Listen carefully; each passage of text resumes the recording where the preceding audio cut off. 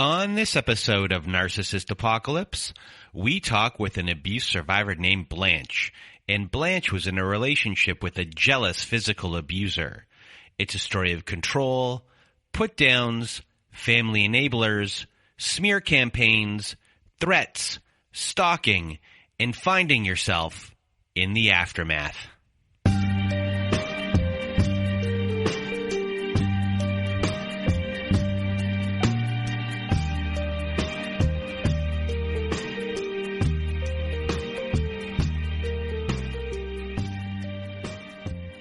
Welcome to Narcissist Apocalypse, everyone. I am Brandon Chadwick, and with me today we have Blanche. How are you?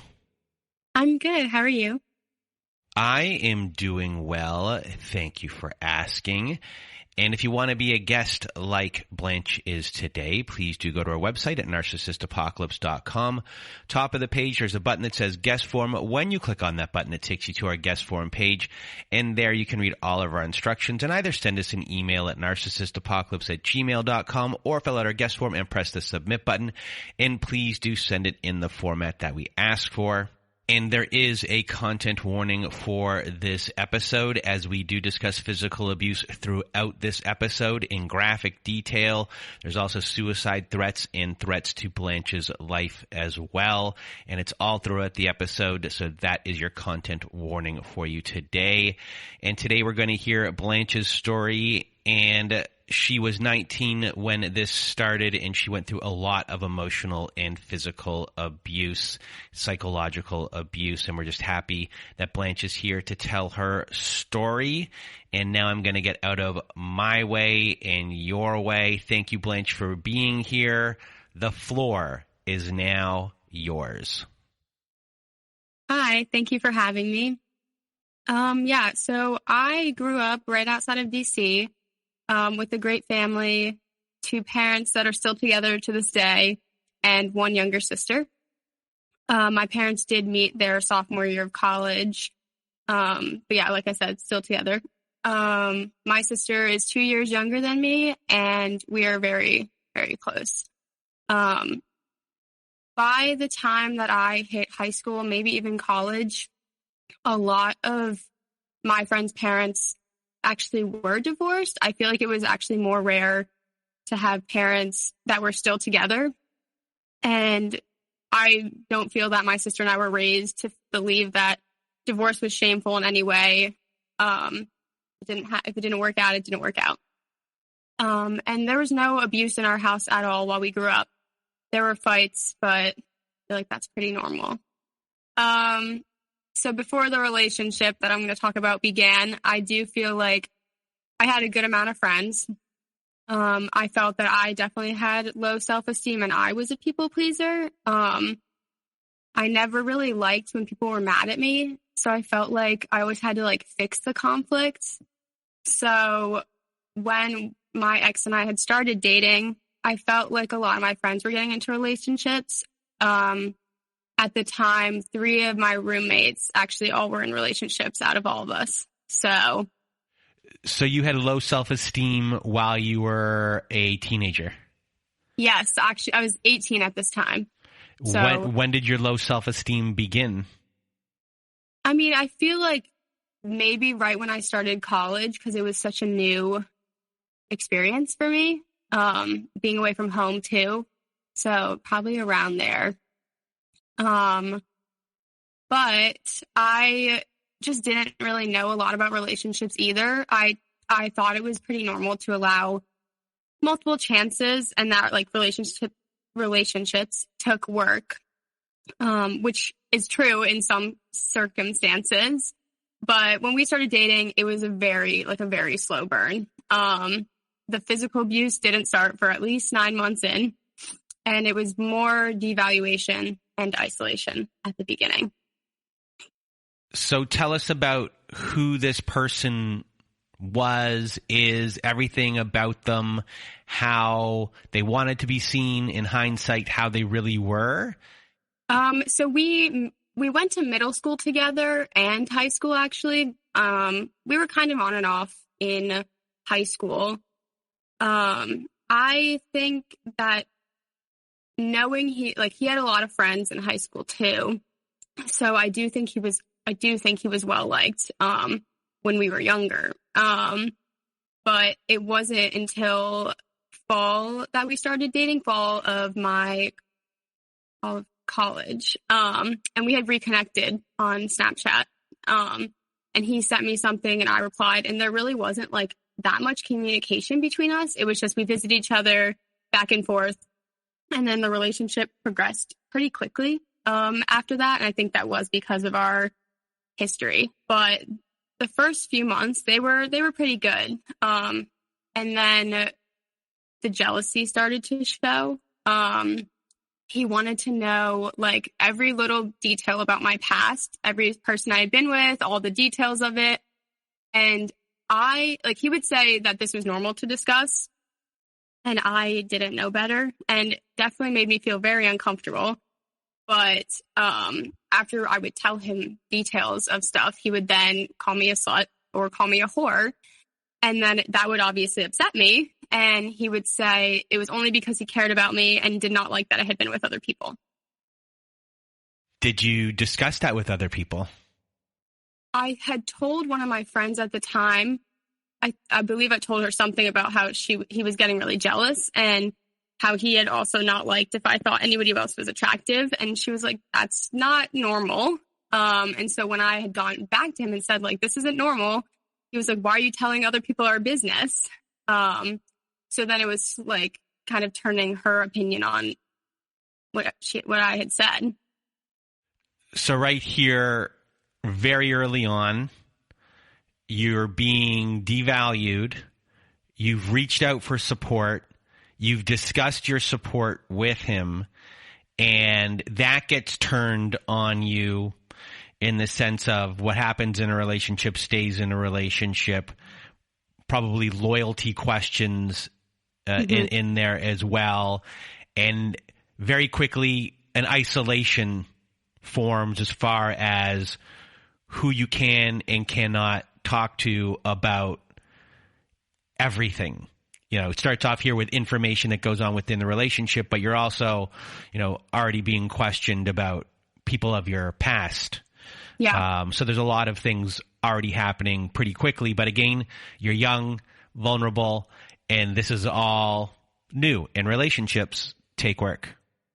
Yeah. And then, so after that type of jealousy, he would start to get jealous if I was looking in another, like even in the direction of another guy. He would accuse me of checking them out. And I was not doing that, but I think this was when like the mental manipulation started and like the gaslighting, because he would tell me that I was. And I would get upset because I knew I wasn't. So I would argue it, but then he would kind of throw in my face and say I'm being argumentative. And so that would upset me. But then he would tell me things like he's never met anyone like me and that I was special. And so I think it was that constant love bombing after an argument that like kept me going back. And since I did have low self-esteem at the time, and this is my first relationship, I didn't know better. So at this point, these things are happening pretty quickly. Yeah, pretty quickly since when we started. What do you like about him? Like, what are the things that you were like right away before this even started happening where you were like, this guy, this is the guy? I definitely was physically attracted to him, but I really do think it was just the history in high school that we had that I was like holding on to, and it felt like a safety net to be kind of with someone that I already knew, not having to like reintroduce myself again to someone. But moving on, he told me New Year's Eve that year, which is like 3 months into the relationship, that he loved me, and I didn't know if that was like early or not. I mean, it felt early for me, but I didn't know better. And then on Valentine's Day, he said he wanted to go to Spain, and he gave me a promise ring that same day. So we ended up buying tickets to go to Spain for August. So like 6 months down the road. And it definitely was that idea of like planning so far in advance and like the promise ring is giving me some sense of like, we'll be together longer.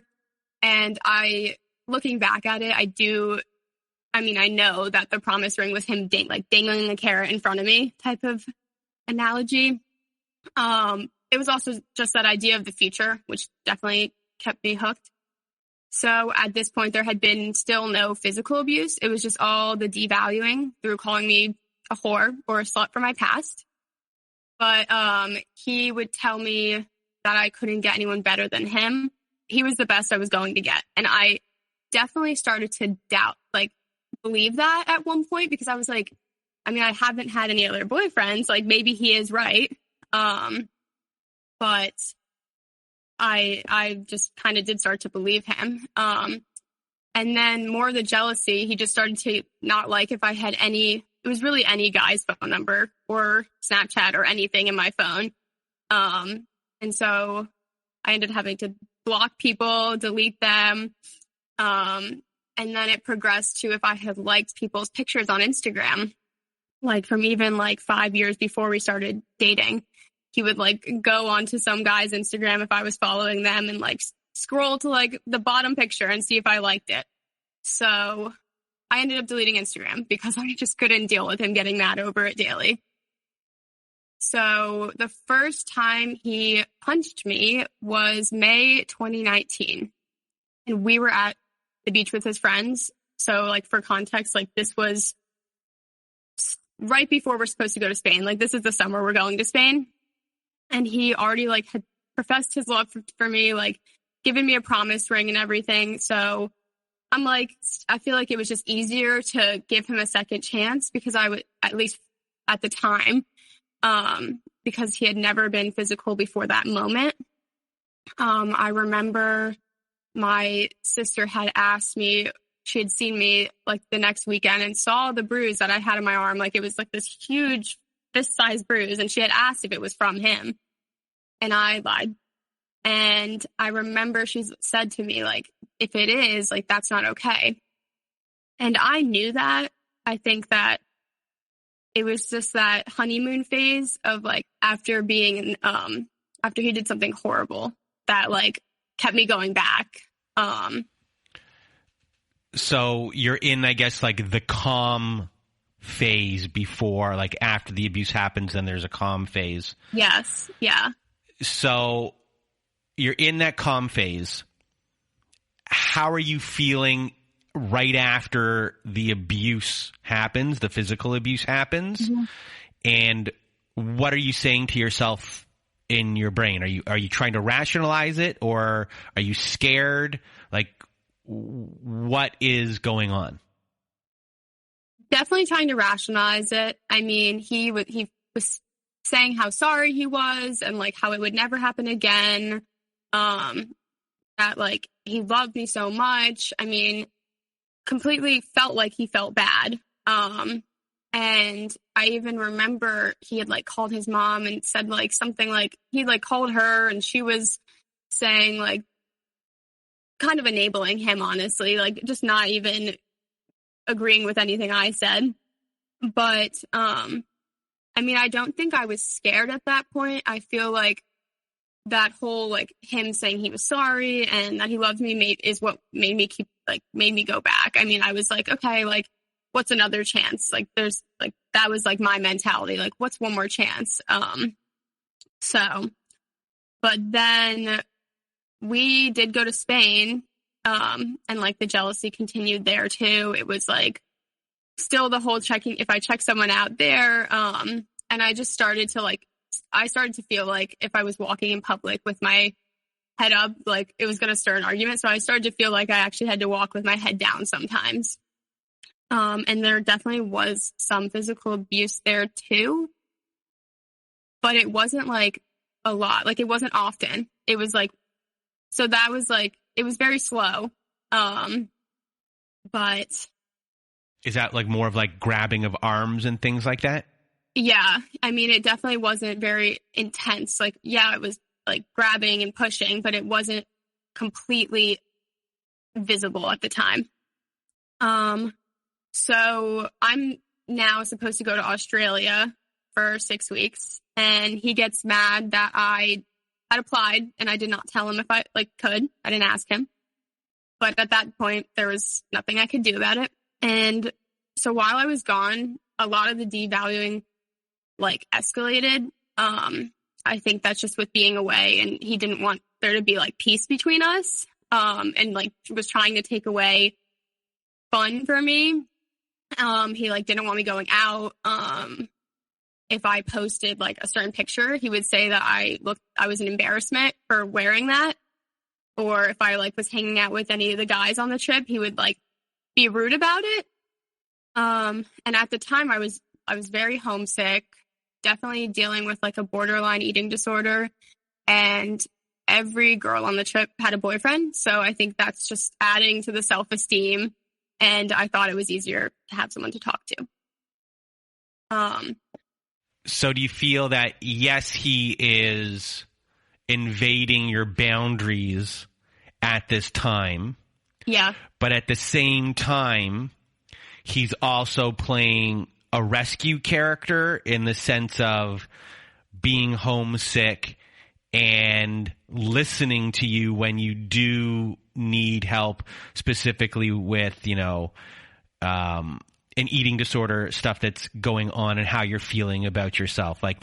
It's a mixed message of jealousy, rage, anger, but then there's this part of him that does kind of swoop in and be that boyfriend that you want him to be. Yeah. No, I think that he was being trying to be supportive, but still also causing me a majority of the stress while being there. And I didn't realize that at the time, but there was it was that having those arguments was the stress. Besides dealing with the other stuff too. It was him saying I miss you. I can't wait for you to get home. But then getting mad about something else. But I got back in February. So after the 6 weeks, and the event that pretty much sealed the deal with friends, this is kind of where the isolation definitely increased, was I was living with 5 other girls, and it was one of their birthdays, and she had invited a ton of people to come hang out. And so I invited my ex, and one of the guys that showed up I had been with a year ago, and we were not together. We actually hadn't really talked at all.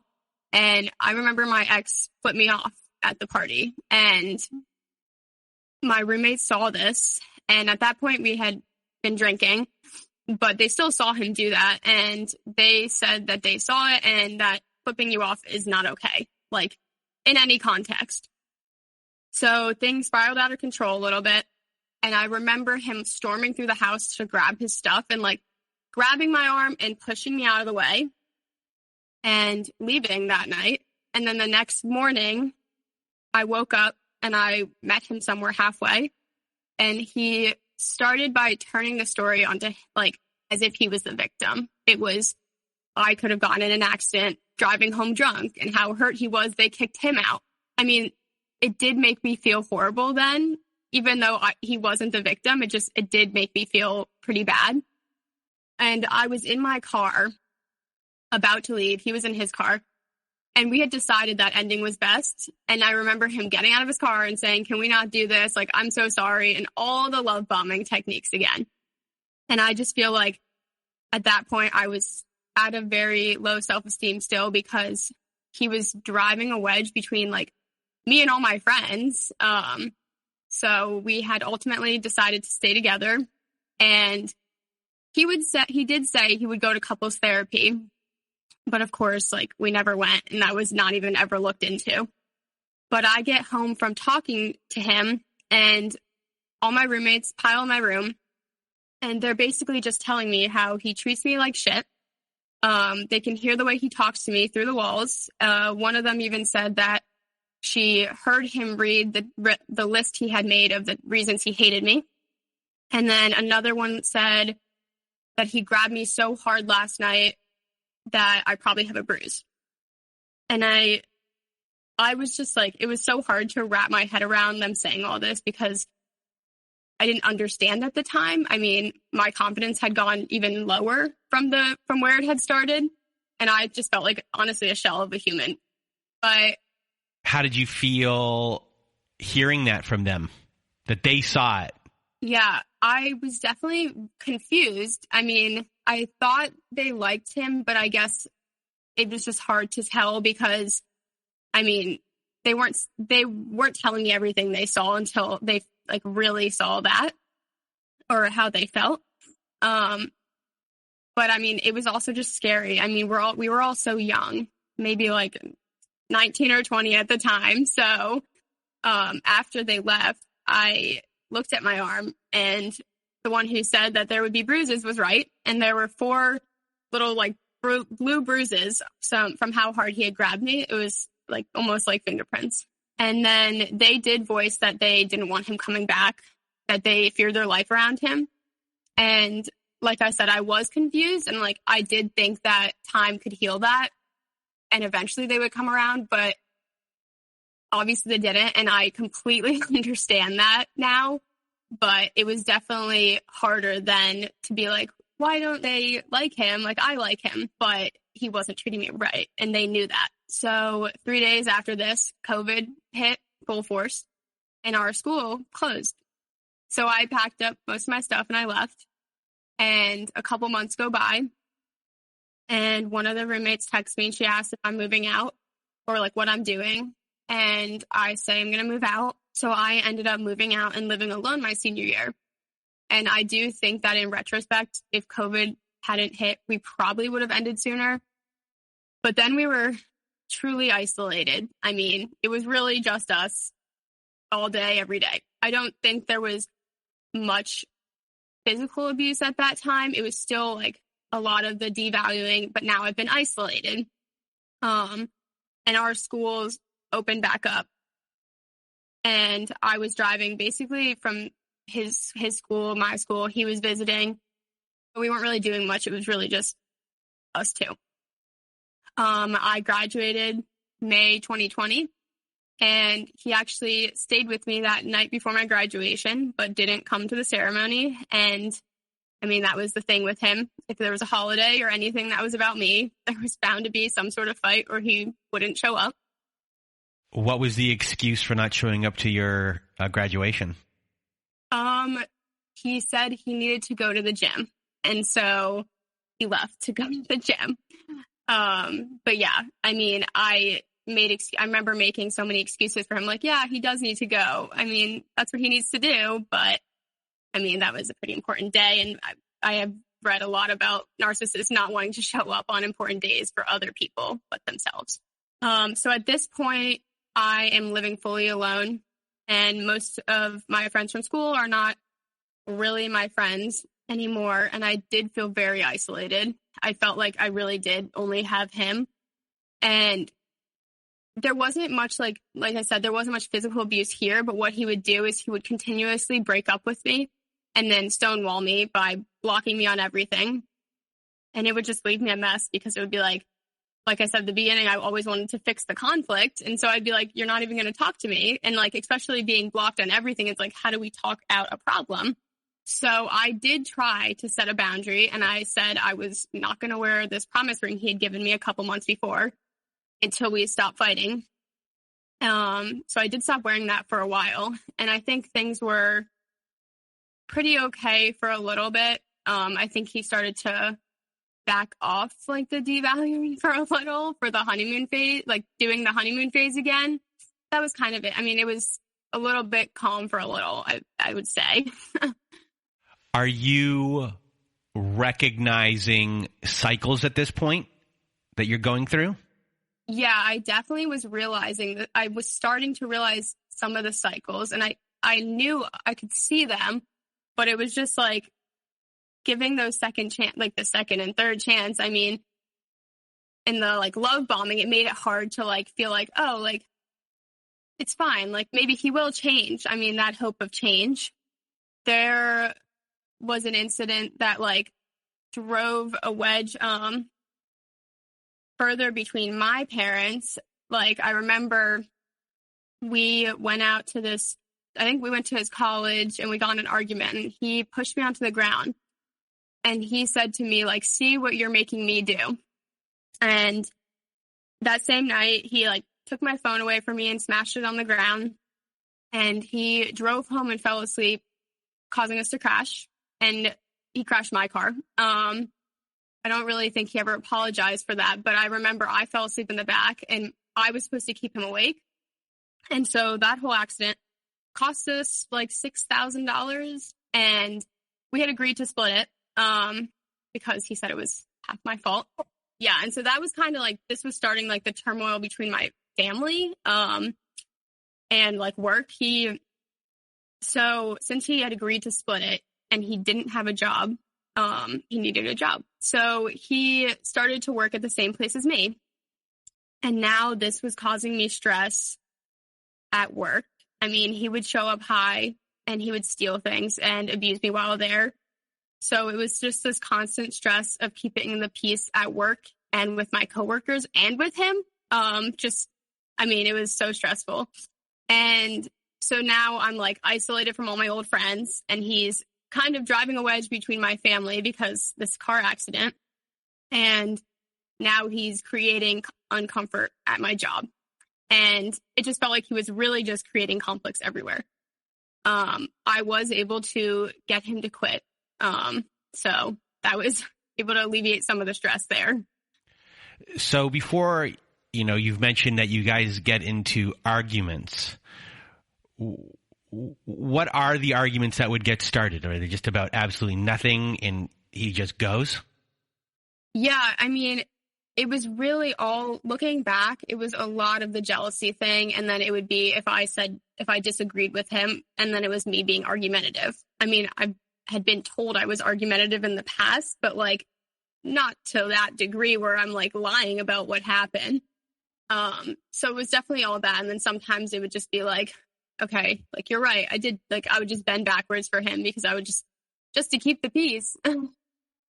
So he's blaming you for everything. Yep. He's making you take responsibility for everything. Mm-hmm. He is a jealous person who will start arguments over something and then blame those things on you. Mm-hmm. Yeah. He is someone who is just a conflict creating machine wherever he goes.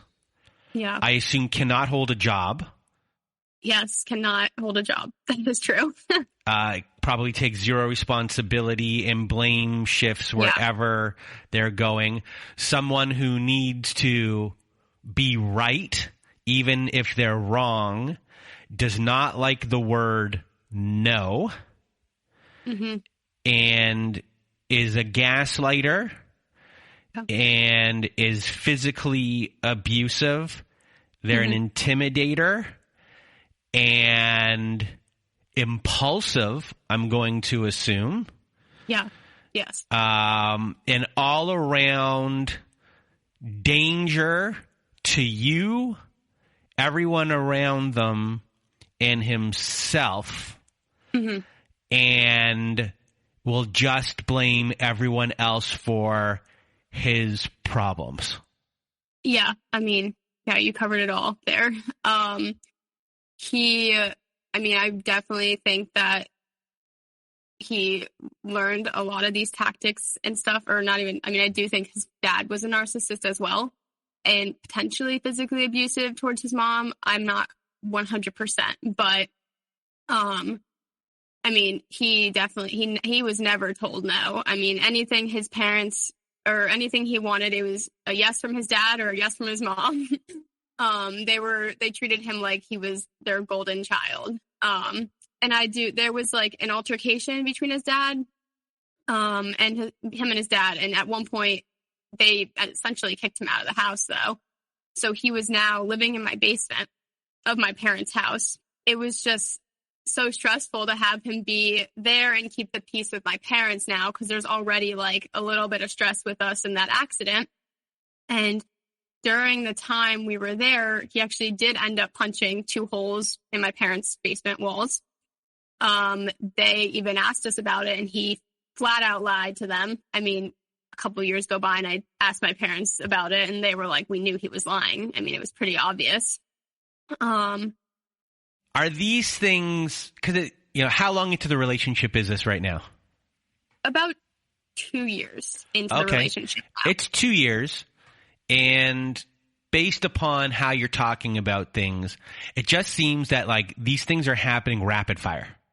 Oh yeah. I mean, they started increasing significantly faster after we graduated and during COVID or after COVID. So it's not like a frog in the boiling pot per se. It is in a way, but it was chaos, to the point where you're living in this chaos. There's no time to think. Yeah. There's no time to understand what's going on. So it is a frog in the boiling pot in the sense of, you know, it's not slow to hot. It's just go, go, go, go, go, go, go. And I always like to say with some movies can have a huge plot gaps of things that don't make sense. But if it's quick enough, you don't have time to think about what has just happened, to process it until way later. And you're like, oh, out of it. And you're like, oh my God, how did I enjoy this while it was going on? It just sounds like you're in this boom, boom, boom, boom, boom, boom. You don't even have time to feel. No, I definitely think that was the problem. I mean, it was so, like, it was slow at the beginning where he was like the charming type, but then when the physical abuse, like, it was just so fast, everything, and like all the conflicts just really started to cause the stress too. Like while he was living at my parents' house, we had went out to get food, and I remember I came back and I fell asleep, and the next morning, like, he got mad because he had to eat it all alone, and he like hit me in the face and my nose started bleeding. And I remember I had just like showered, and I like looked down at my robe, and I was just, I mean, there was blood everywhere, and I'm just like sobbing on the floor, and he would storm out, and like I would tell him like, oh, I'm sorry, like like I'm so sorry, and always I would apologize to him, because then I would start feeling bad that he ate alone,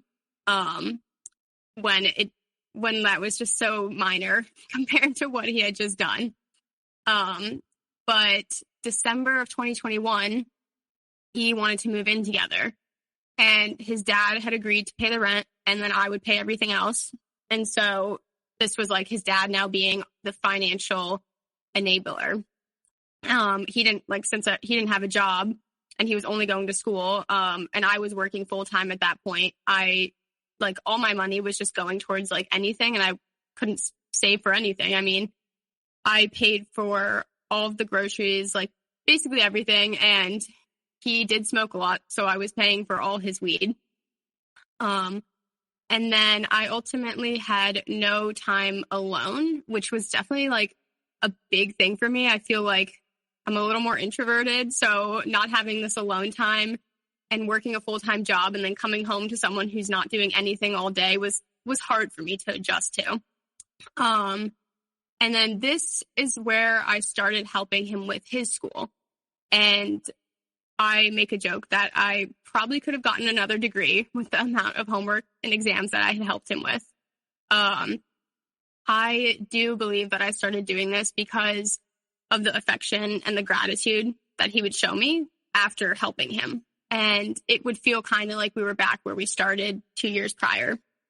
But then at some point, it just became expected, and the gratitude would slowly go away, and it would be more anger if I hadn't done it. Like it was almost expected that I do his homework for him. So I just started to feel like this added responsibility. I'm doing his homework for him and working a full-time job and paying for his weed. And so I was like definitely a little confused at that point, but just trying to keep the peace. Were you resentful?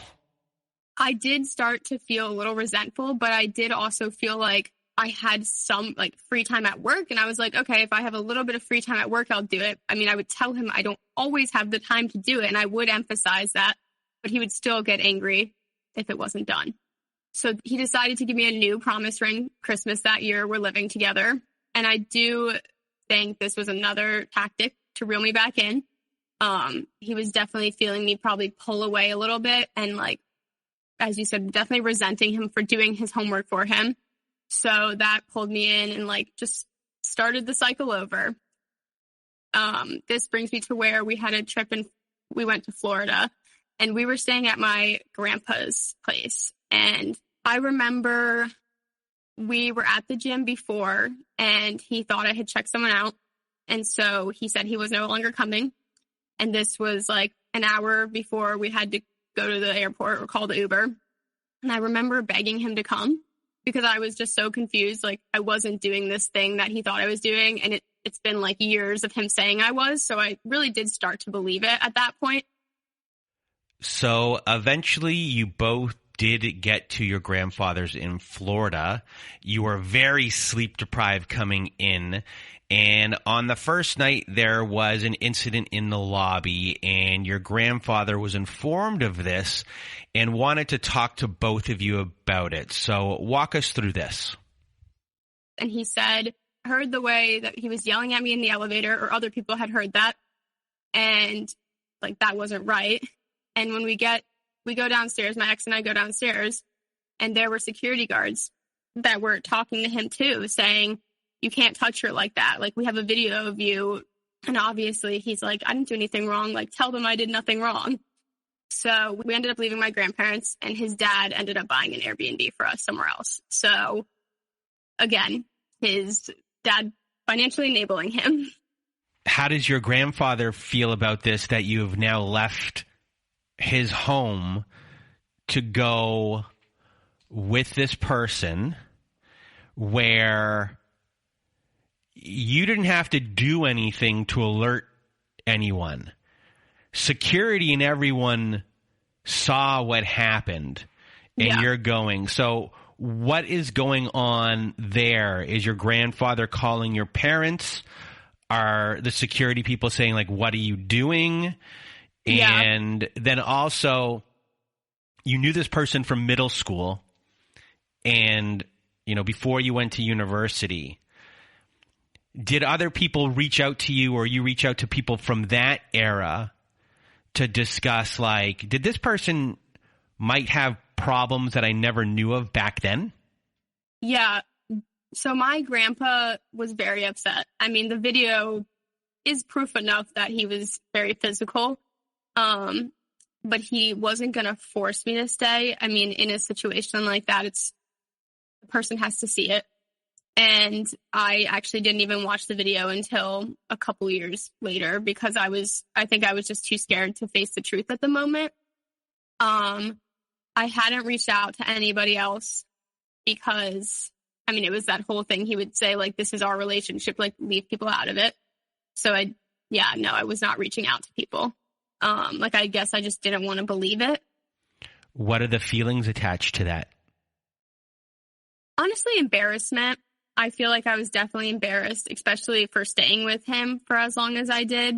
I know that it happens to many women, but I think that was definitely one of the more prevalent feelings. So going home after this trip, there was now more tension with my family. My grandpa sent the video that he got from the complex of him being physical with me, and he sent it to my mom. And there was really nothing that she could say at that point, but she did kind of like plant a seed in my head and said, like, we will help pay for rent if you move out. But like, we'll figure it out. So she kind of planted that seed. But there was not, I mean, he read the text and kind of knew, he turned it, flipped it, said, like, of course she's going to say that. But you just stay here, like all that kind of stuff. So it wasn't until February 14th, 2022. So this is a month after this incident in Florida, that we got into a fight. And I left for the first time, and I went to my parents' house. And I remember running in, and then him running in after me and demanding the key to his apartment. And I stayed with my parents for maybe like an hour. And I remember them saying to me, like, everything's going to be okay. Like, we'll figure it out. But then he used the tactic where he said he was going to kill himself.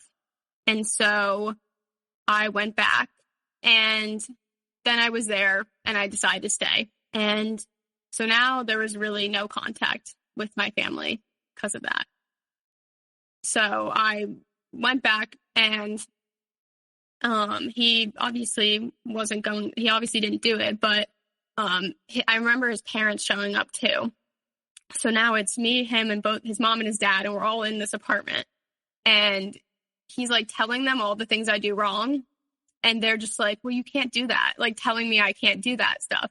So they're fully enabling him. Now they're paying for this rent here. And I'm like, well, there's other people that are telling me I can't do this stuff. So like, maybe I am doing it. But he would start to tell me like horrible things. Like he would tell me to get a box ready in case he wanted me to leave again. And I mean, one of the worst things was like, he said he was going to have sex with somebody else and record it and then make me watch it. Started saying he was cheating on me, but then would take it back later. So I honestly don't know if he was telling the truth or just trying to upset me.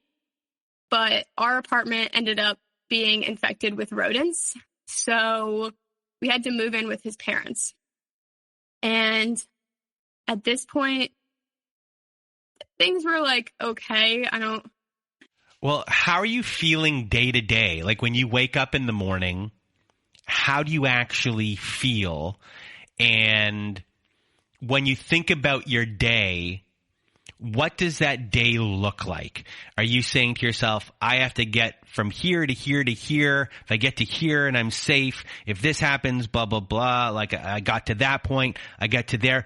I got to get to like 9 p.m. and then I'm allowed to say that I'm going to bed or something. Like, yeah. Are you creating like a war plan? Yeah, I did start to be like, I need to just wake up in the morning and get out and get to work. It was really just get to work so I have the time alone. And then once I get back, just kind of stay awake up until 10 and then I'm good. And it would be that same cycle over and over again. I mean, it felt like he was kicking me out when we lived at the first place, he was kicking me out like on the daily for the smallest things. Like he had a dog. And so it was, I walk the dog or I clean this before I go. And so it felt like I had a specific routine that I had to do before I left. And so it was like, do these things and get out. But after we moved in with his parents, I mean, that was probably one of the most isolated I felt. I mean, I'm with his parents who are clearly enabling him. And at this point, I did think about going home. But since he had driven such a wedge between now my family and I didn't even ask. So eventually you were convinced things would get better once you both moved out of his parents' place and into an apartment of your own again. So you make this move with him, and what happens from here? Yeah, the physical abuse escalated the worst while we were there. Like he would hit me in the face, hit me in the head so hard that like my eyes would go black, throw me on the ground, like choke me, spit on me. He once took my head and slammed it into the shower. And I mean, I even remember him saying like, I'm hitting you in the head or the arms and the legs so you can hide it and you won't see bruises on the head. And then at one point, he had said he could kill me and get away with it. So I am starting to be scared now. Then he voiced that he wanted me to quit my job and he wanted to sell his car. And at that point, I could really like feel myself getting lost and like him closing in on the last bits of alone time I had. I mean, if I quit my job, I would be going nowhere. And if we only have one car, he's going nowhere. And so that really scared me. I remember talking to his mom about how I didn't want to quit my job. And she had said, like, sometimes you have to make sacrifices. And I was like, well, okay, if you say so. They're not just enablers. Like they are part of this. This isn't just enabling. Like this is another, like they're in this with him. Like, this is like, because when I'm thinking of an enabling family, they're just like passing off the buck to like somebody else or whatever because they don't want to deal with the problem. Yeah. They are part of this problem more than I think I've heard in many instances. They're really reinforcing what he is saying, and it's possibly the whole family of whatever goes on with their mantras, their slogans, their beliefs are now invading you, and he's using them to reinforce everything.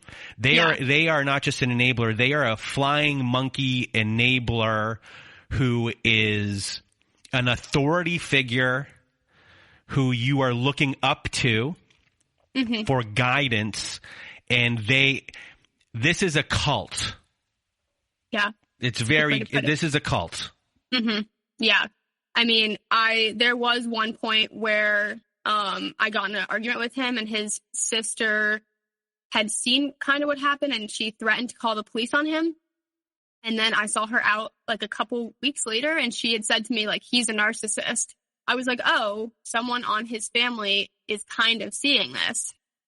But I did kind of start doing research on the word, but I mean, at this point, I'm just a little scared. And like he's done a lot, like there had been so much physical abuse now, and his parents are like telling me I should do it, like quit my job too. And so, I think that the point that really changed it for me was when. Can I ask, sorry, can I have, before you get into that point, just remember where you were. What is the parent's reason for you to quit your job? What parent is going to tell a kid, quit your job? Like, what is their plan? What is their plan for you? Yeah, I don't really know what their plan was for me because he didn't have a job either. He hadn't even graduated school. I think that he was telling them he was going to pursue a passion and like a dream. And he started having like all of these goals that he wanted to do. Like, I'm pretty sure like he wanted to become like a famous soccer player, a famous rapper. I mean, there were like so many different goals that he had, but like he wasn't really doing the steps to do it. But they were like, we'll still support you. And that he was telling them he needed my support too. So if I was not working, I would be able to like, I think emotionally support him is where he was coming from. So I'm not really. So they wanted you to quit your job so you can emotionally support them in a dream that was not realistic. Yeah. I mean, when you put it like that, yes, that is exactly what they wanted. That's crazy. Yeah. So the point that like really changed it for me was when I kind of was like, I'm going to leave. Hadn't decided I was leaving yet, but this was where I remember him saying to me that I wasn't going to leave this place alive. It was either off the balcony or another way. And then he started laughing, and he said something along the lines of, isn't it funny how much control I have? And that was like definitely where I started to realize, like, why does he have this much control over my life? Like, he gets to choose if I live or die. Like, that doesn't make sense. And so that was where I started to slowly plan, like, get my escape plan. I started looking for apartments, and I was going to try to wait for him to fall asleep. And I remember having a text draft from my parents saying to leave the garage door open and tell them I was coming home. But like, I just couldn't get myself to send it. I mean, it was just, I couldn't do it. I remember having it open and being like, okay, I can do this, and not being able to do it.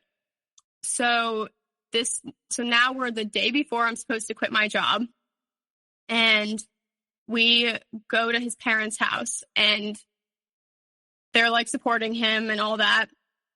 And I was already doubting my decision. And I remember we get back to the house, and a guy walks by, and he goes, why did you look at him? And I just was like, because he walked by. And he said, how are we supposed to be together if you can't even stop looking at other guys? Like, give me a reason to stay with you. And I remember saying to him, like, I don't have a reason. And I think it was at that point he started to realize, like, I was very serious. So he started apologizing to me and, like, trying to pull me back in. But that did not work. And so the next morning, I remember saying, I'm leaving. And, like, he wouldn't let me move, or he wouldn't let me leave. And he was, like, standing in the way. And I remember yelling at him to get out of the way. And he went into the bedroom and shut the door. And I remember sprinting. And at the time, we had just gotten 2 kittens, like, probably a week before. And I remember calling my mom from the car. And I said, I want to come home, and I have 2 kittens I want to take with me. And so she said, okay, we'll go today. And I remember getting to work, calls and texts blowing up my phone. I mean, he was back to saying he was going to kill himself, telling me he was going to throw all my clothes away, and then started saying he was going to post all my nudes online.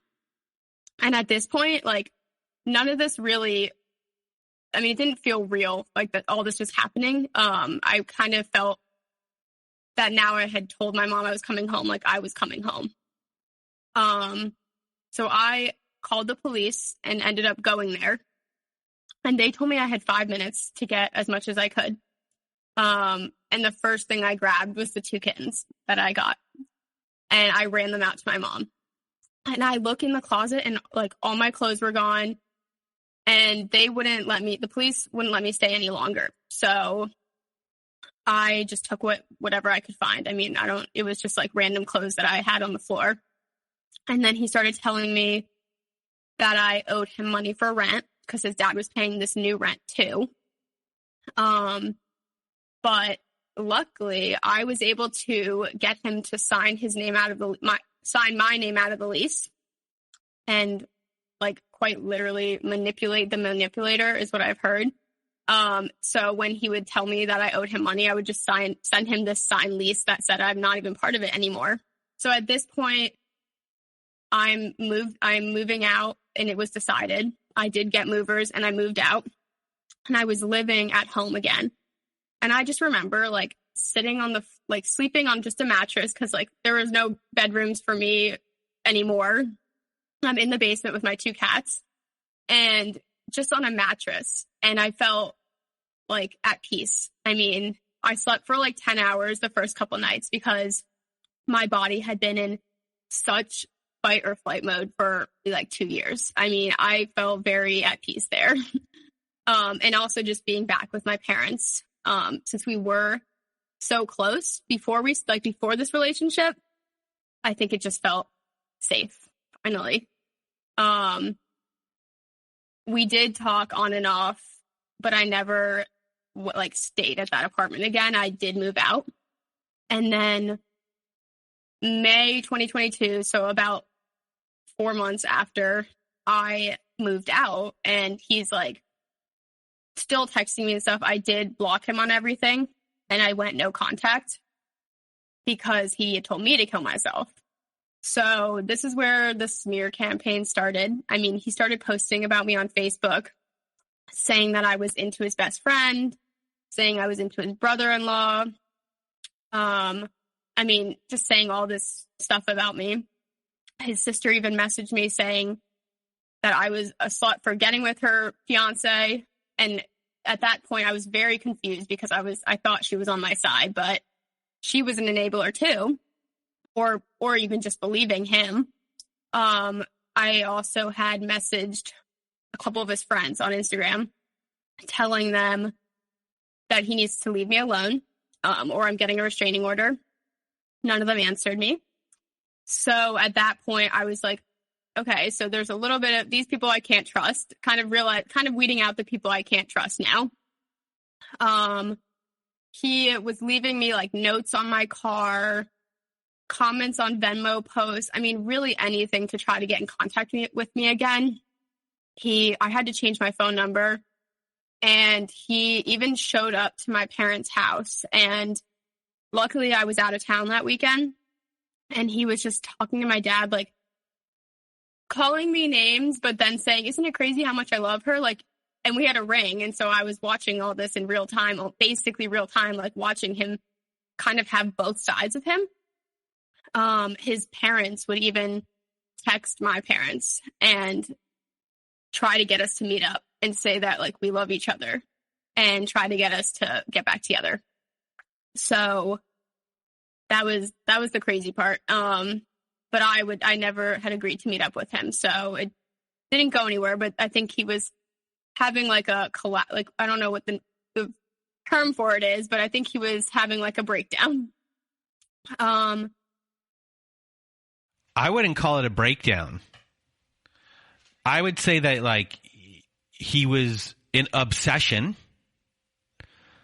and fixated on you.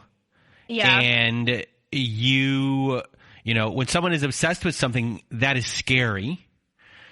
And he has convinced everyone else that his obsession was normal.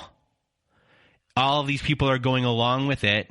His parents, again here, are a part of it in a disgusting way. Yeah. And they're enabling something that is scary, a physical abuser that has threatened your life, and they're not doing anything about it. Not that they're being told 100% of the truth, but at the same time, his parents know what he is like. And saying that when you said that his parents know everything, one of the things he did say to me was, I told my mom everything I had done to you. And she said that, like, she didn't say anything about it. Like, she didn't even think that was wrong. And who even knows if he had told her everything. So after all this is happening, like, it goes quiet a little bit for like the summer. I mean, he was still trying to talk to me. Like, unfortunately did work out at the same gym because I worked there still. But he kept his distance. And he would say he was moving to Paris.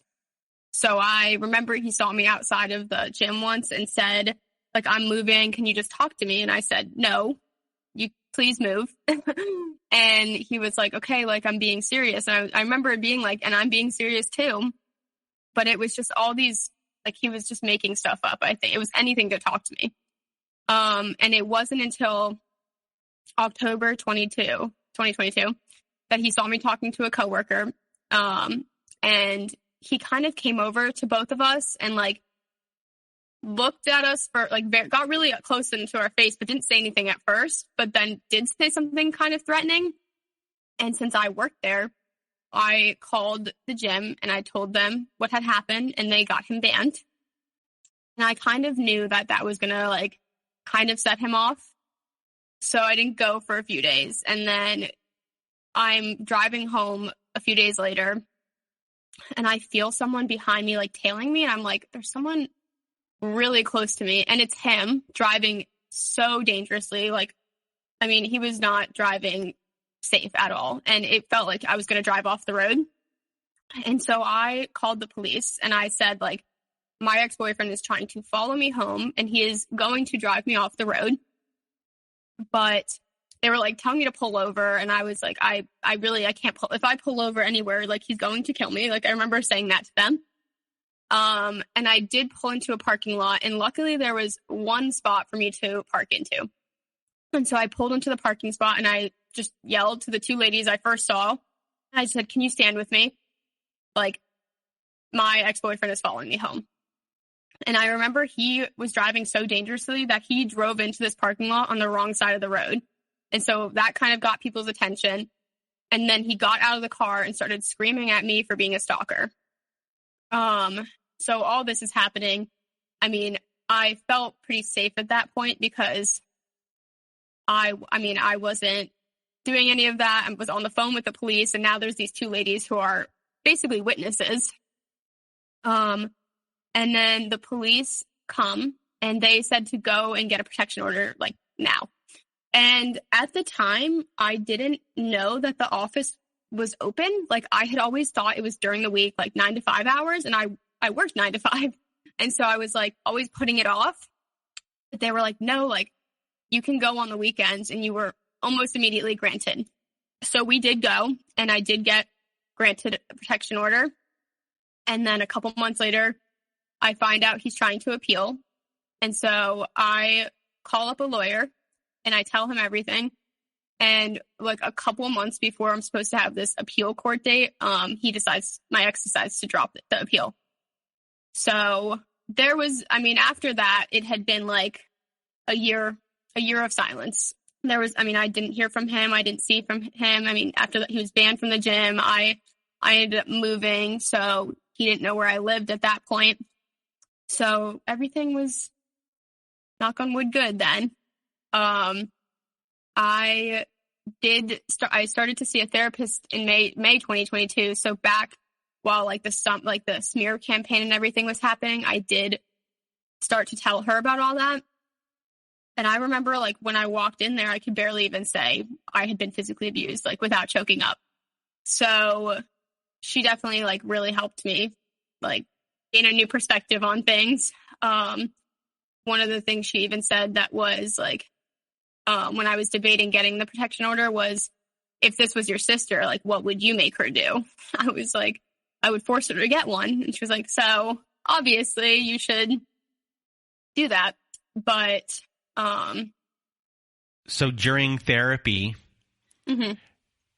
Did you recognize and go through the process of who you were at the beginning and then who you became, and, how all of those things happened? Did you go through, the mechanizations of abuse and the loss of who you are? And were there parts of you that you felt were lost that you needed to figure out how to get back? Yeah, it was for the first couple therapy sessions we had, and I saw her weekly. It was hard to even say I was had been abused. So it was more just kind of talking through the situations that I went through. But I didn't really get into the deep part until at least a month or so in. But I definitely feel talking it out and talking about who I was before college, how I was I played sports. I worked out all the time. I wasn't genuinely an anxious person. But then when I started dating him, became more anxious, didn't really work out as much. Definitely did learn a lot. She definitely helped me a lot. And doing it weekly was helpful, to be repetitive and going, especially during the times when he's bashing me on social medias or being threatening to me because I'm telling her all this, and she's being that kind of the angel on your shoulder type of thing, being that is not okay. Even though other people are hearing about it, also just hearing that too.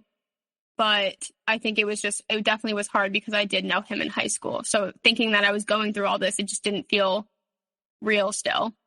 So she kind of helped me navigate more of the red flags.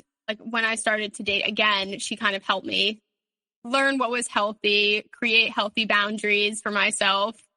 And I did end up dating someone else, and it was a healthy relationship. And she was so this is what a healthy relationship is like. And I remember telling the person that I had been with everything that I went through with my other ex, and him being very supportive. So it was to sit back and see two completely different relationships definitely gave me a different perspective on things. I even reached out to the old roommates and friends that I had been isolated from, and I told them everything that had happened and how he had definitely done all that on purpose. Reached out and tried to make amends with them, and trying to just build the make up for the lost time that he took away from me. So while you're in this healing process, another scary thing does happen again when it comes to him, because he is obsessed. He is a stalker. That protection order was needed. Yeah. And then I think something happens, 2 days after the protection order ends, he shows up again like clockwork.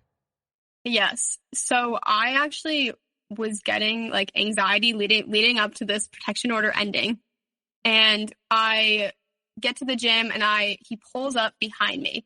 And I remember just like he's like trying to talk to me. He's telling me I'm suicidal. He's like on his knees, like begging to talk to me.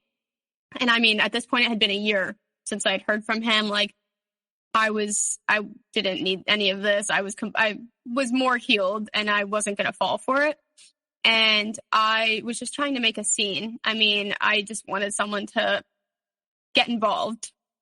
And so I tried calling the police, but they told me I needed to send the address and I didn't have service. So I just started taking videos of him and like being like, this is me recording you to get out of the way. And at some point I was able to move my car and put it in the handicapped spot outside the gym. And when I walked in, someone was already at the front desk saying they heard an argument in the parking garage and that it was escalating. And I was like, that's me. Please call the police. So the police came and I told them everything and said that he's physically abusive and I have not seen him for over a year and my order just expired.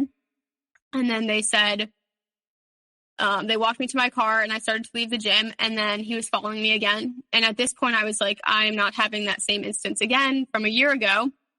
And so I do a U-turn and I go back and I say to the police officer that he's now following me. And so he says that he'll follow me home. And so I start to drive home. And at this point, I see my ex's car now on the opposite side of the road. And then he does a U-turn and he's now in front of me. So I like put my hand outside of my car and I motion to the police officer that now he's in front of me and he is able to pull him over. And so I immediately go and get another peace order this time. And the cop actually calls me and tells me that he hopes I had enough time to get home. And he says to me that my ex has mental issues. And so I need to get another order, which I did. And I think it was almost reassuring to hear law enforcement say, like, he has mental issues. I feel like hearing it from other people is something else, but hearing it from someone who's in the law, it just makes a difference. So this time I showed up to court with my lawyer and I had to be put on the stand and share all the physical abuse while looking at him. And I mean, it definitely wasn't easy, but I remember it being like a good feeling because to just stand up to like someone like that. At the time I had those videos that I took of him and my lawyer was showing him the videos, like my ex. And I remember sitting there watching like his mask fall. Like he was really trying all his power to hold it together, but his face was just pure anger. I mean, he was so angry. I ended up getting granted the appeal or the peace order, but he did appeal it again. So we went back to court and this time he brought a lawyer. And honestly, his lawyer, like both of our lawyers ended up kind of figuring it out. I remember his lawyer being like, even saying to mine, like, I don't even know why I'm here. Like, obviously you guys are going to win. But they said everything to him. Like, this will be granted. You cannot talk to her, text her, nothing. But this time since he had tried to appeal it, this order was almost more like ironclad. Like, even if he tries to reach out to me through a third party, like, he will go to jail. And I remember I looked over at him in the court and he was clenching his jaw so hard. And one of the other things I remember was nobody from his family came to any of these court dates. I mean, we have gone now 3 times and every single time he was alone. And I feel like that definitely says something about his family. Like, they'll enable and encourage him, but at the end of the day, they're not really supporting him. And every single time I wasn't alone. My mom came to every single one of them with me. So things are continuously looking up now. No contact with him or anyone close to him. And I'm just extremely grateful for my family, and they stayed with me through such a rough time. But I'm finally starting to feel strong and free again. And if you had any words of wisdom for everyone listening, what would they be? So, yeah, a couple of things that I actually did think about pretty recently. The biggest advice and words of wisdom I have is that if you're dealing with a situation like this, or even if you like deep down know what they're doing to you is wrong, like you know, and I know it's scary, but sometimes, most often not, the grass is greener on the other side. And then one of the quotes that someone had told me that stuck with me the most was, "It is better to be alone than to be with someone who makes you feel alone." I mean, at one point I remember hearing that or like seeing it somewhere and being like, okay, I would rather be alone at this point. Well, Blanche, I really want to thank you for being our guest on our show today. You've been through a lot, all different types of abuses, emotional, physical abuse, psychological abuse, and not just from your ex, but from the enablers, the family, the friends, and everything there. And it's a scary and lonely place to be. And I'm happy that you are free of this. And I hope that these, protection orders continue to help you. It's not the case for everyone, but, this really helped you to make you feel safe. And I hope that you live the life that you want to live and free of having to deal with them and help with, whatever issues with PTSD and CPTSD, everything that went along with it. And everyone's giving you a big hug. You did a great job of explaining everything today. You were clear, and I really just can't thank you enough for being a guest here today. Thank you. Thank you so much for having me. Well, thank you once again, Blanche, for being our guest today. And if you want to be a guest like Blanche was today, please do go to our website at narcissistapocalypse.com. Top of the page, there's a button that says guest form. When you click on that button, it takes you to our guest form page. And there you can read all of our instructions and either send us an email at narcissistapocalypse@gmail.com or fill out our guest form and press the submit button. And please do send it in the format that we ask for. Also, at our website, we have a support group at narcissistapocalypse.com. So at narcissistapocalypse.com, click on that support group button at the top of the page if you need support. Inside, you'll see that we have Zoom meetings every Wednesday night, Thursday afternoons, and Saturday nights. We have forum boards for you to post on to get the support that you need, to get the validation that you need from survivors just like you. You can make a lot of good friends on there as well. So if you need support, join our support group today. And if you need even more support, please do visit our friends at domesticshelters.org. At domesticshelters.org, they have articles and resources to help you make sense of what you're dealing with. They have every phone number, email address, and web address for shelters and agencies, no matter how big or small the town you're in. domesticshelters.org has it there. It is a wonderful free resource and organization. So if you need help from them, you need extra support, go to domesticshelters.org. And that is it for today's episode. So for myself and Blanche, we hope you have a good night.